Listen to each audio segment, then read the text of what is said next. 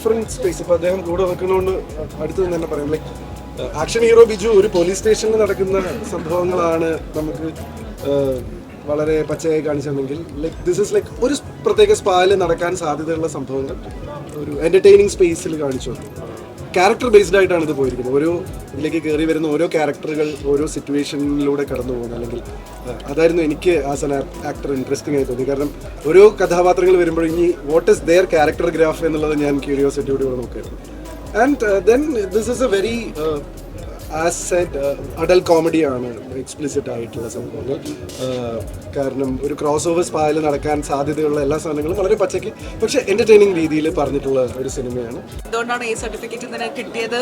അത് നമ്മൾ വേണം എന്ന് പറഞ്ഞ് തന്നെ മേടിച്ചതാണ്. ബിക്കോസ് ആ 18 വയസ്സിന് താഴെയുള്ള ആൾക്കാർ ഈ സിനിമ കാണണ്ടെന്നുള്ളതുകൊണ്ട്. ആൻഡ് അത് ഓഡിയൻസ് ആ രീതിയിൽ തന്നെ എടുക്കുന്നു, ആ ജോക്സ് ആ രീതിയിൽ തന്നെ എടുക്കുന്നു, ചിരിക്കുന്നു എന്നൊക്കെ അറിയുമ്പോൾ ഭയങ്കര സന്തോഷം. ഒത്തിരി പേര് പറഞ്ഞൊരു കാര്യം, സിനിമയ്ക്ക് കയറാൻ വന്നപ്പോൾ ഈ എ സർട്ടിഫിക്കറ്റ് എന്നുള്ളത് എന്തുകൊണ്ടായിരിക്കും എന്നുള്ളതിൻ്റെ ഒരു ക്യൂരിയോസിറ്റി ഉണ്ടായിരുന്നു.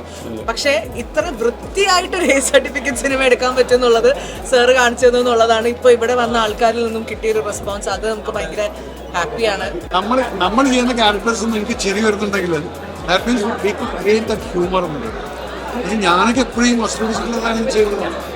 അതിൽ നിന്ന് നമ്മൾ ഡയറക്ടർ ബോൾഡ് ഡിസിഷൻ എടുത്തിട്ട് നമ്മളിവിടെ ചെയ്യിപ്പിക്കുന്നു. Very happy as an actor. നമുക്ക് ഇങ്ങനെയും നമുക്ക് ചെയ്യാൻ പറ്റുമല്ലോ. അതിന്റെ ചാൻസ് എന്റെ അവസാനത്ത് അത് പൊക്കിയെടുത്തിട്ട് നമ്മള് അവന്റെ ജീവിതത്തിൽ വെടിവെക്കുന്നതല്ല പ്രശ്നം, എന്റെ സാധനത്തെ കിട്ടണം. അപ്പൊ ഏതൊരു മനുഷ്യന്റെയും അവന്റേതായിട്ടുള്ള പ്രശ്നങ്ങളാണ് ഏറ്റവും വലിയ പ്രശ്നം. അതൊക്കെ എത്ര മനോഹരമായിട്ടാണ് ഇവൻ കാണിച്ചിട്ടുള്ളത്. എല്ലാവരും എന്റെ സ്വന്തം കാര്യം കൂടെ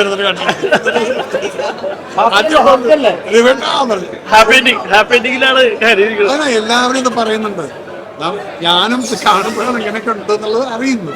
പ്രഷറോടൊന്നല്ല, നമ്മൾ ഇപ്പോൾ ഇതിന് ഒരു സർട്ടിഫിക്കറ്റ് ഒക്കെ ഉള്ളതുകൊണ്ട് ഫാമിലി എന്നുള്ള രീതിയിലാണ്. അല്ലാണ്ട് നമുക്ക് കണ്ടായത് ഭയങ്കര എൻജോയ്, ഭയങ്കര ഡിഫറെൻറ്റ് അടിപൊളിയായിട്ട് എല്ലാ ആർട്ടിസ്റ്റ് പെർഫോമൻസ്, ഗണേഷ്, പ്രശാന്ത്, അതുപോലെ തന്നെ വിസാറ്, പൂജിത, ഒരുപാട് പേരാണ്. അപ്പോൾ എനിക്കറിയില്ല, നന്നായിട്ട് ഇവിടെ ഡയറക്ടർ ചെയ്തു.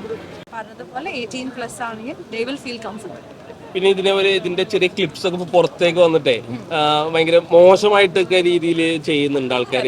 ഇതാണോ ചെയ്ത് വെച്ചിരിക്കണെന്നൊക്കെ പറഞ്ഞിട്ടെ, അത് ശരിക്കും അതിന്റെ ഒരു പോർഷൻ മാത്രമാണ്. അത് മാത്രം ഇപ്പൊ ഞാൻ ക്ലിപ്പ് നിങ്ങൾ പറഞ്ഞ ക്ലിപ്പ് കണ്ടായിരുന്നു.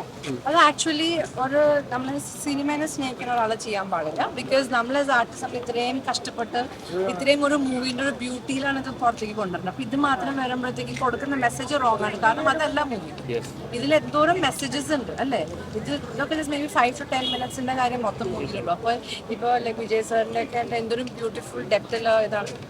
സൈക്കോളജിക്കൽ ഡ്രാമയാണ്, പക്ഷെ ഭയങ്കരമായിട്ട് കുറെ ചിരി വരും. ഒന്ന് പറഞ്ഞതും പക്ഷെ തിയേറ്ററിൽ തന്നെ എല്ലാവരും വന്ന്